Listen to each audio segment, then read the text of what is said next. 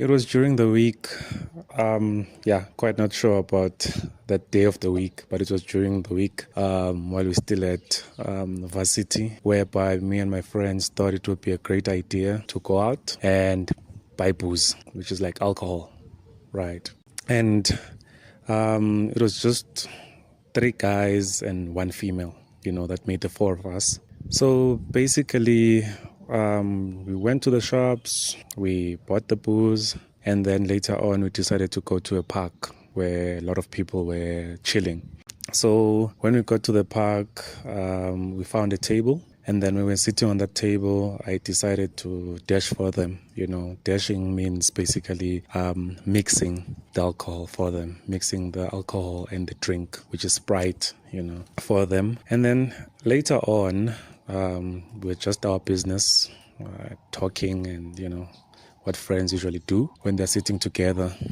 That came this guy out of nowhere. He just came to us, to our table. At first I didn't notice because I'm thinking maybe he's asking for directions or maybe he's looking for someone, because I can see that this man is in a uniform. He's wearing a traffic officer's uniform. So he comes in and then he greets. I'm busy looking down. I'm not minding him because at the end of the day, I'm new in this city. I don't know a lot of places. I don't know a lot of people. I'm more of an introvert more than anything. Unless you get to know me, then you start to realize that, oh, okay, he actually speaks. So later on, this guy comes in and start talking to my female friend. And then he says, let me look at your hands. Then he starts talking to her, starts speaking with her. And I'm like, oh, okay, maybe this guy came to approach her. I mean, he's here looking at hands and all that stuff. And then he says to her, I know you're going to be rich and you're going to meet your husband while you're on a business trip. So you're going to meet your husband maybe on an aeroplane while you're traveling to another country for a business trip. That really caught my attention because I know that my friend is actually about money. She's all about money and wants to start her own businesses and wants to become rich.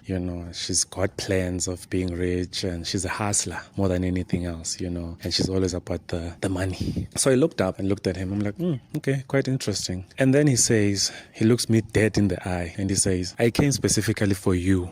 And I'm like, oh, wait. How did you get here? You came specifically for me. I mean, I'm just a nobody in the city and I don't know a lot of people. I'm new. I always keeping things to myself. I don't talk to a lot of people. And then he said, no, I've been sent to you. And I'm like, no, man, you must be looking at the wrong guy. I don't think I'm that guy for you. And then he says, no, God has sent me to you. And I'm like, God sent you to me? No, I'm definitely the wrong guy. I know God, but I mean, when I look at the people in the park, we're looking at like 60 people, more than 60 people sitting here at the park. I'm like, you sure you came to the right table? You're definitely right about her, but are you sure that you came to the right table? And then he tells me, he says, yes, God told me to tell you that it's time for you to work for him. I'm like, okay, it's time for me to work for him. What does that mean? And he told me something that happened to me when I was 16. I've never told a soul on this thing, and then he mentioned it straight up.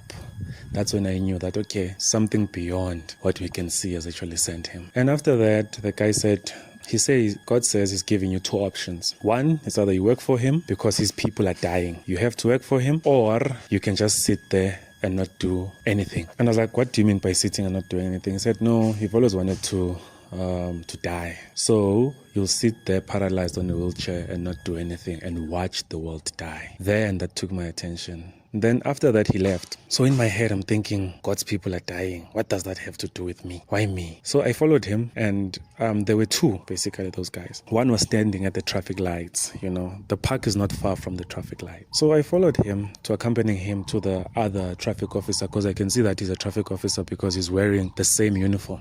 I asked him, what do you mean God's people are dying? And he said, that's all I was told to tell you.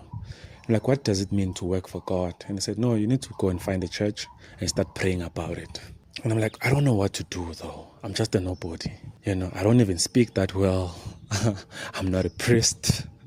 I'm not a prophet. I'm just a man.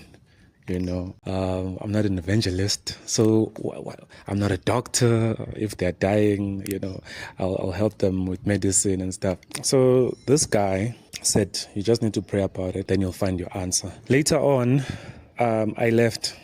And I went back to my friends to go and drink, I'm like, okay, now I need to drink. There's a reason for me to drink. Life continued. My friends didn't seem shocked or anything. It's like nothing happened, They continued making the jokes and drinking. And then as I looked up, those guys were gone. They were just gone.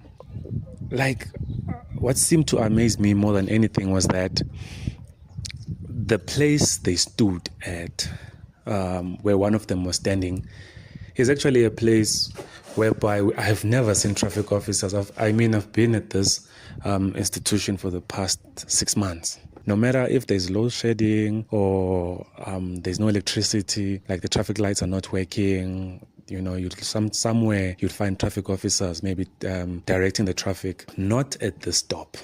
Not at these traffic lights. There's never been any traffic officers there. So I'm like, for the first time in 6 months or so, seeing traffic officers there, and then they just disappear. So I asked my friends, I'm like, guys, you have been here long. You've been here for the past 2 years. Have you ever seen traffic officers at that specific spot or at that specific traffic lights? And they said, no, we've never seen such. What do you mean? Yeah. This happened in 2019. But what was interesting is that I still don't know what to do and how to help the people. But something came to me and said, you know what? You need to start sharing. Share your stories.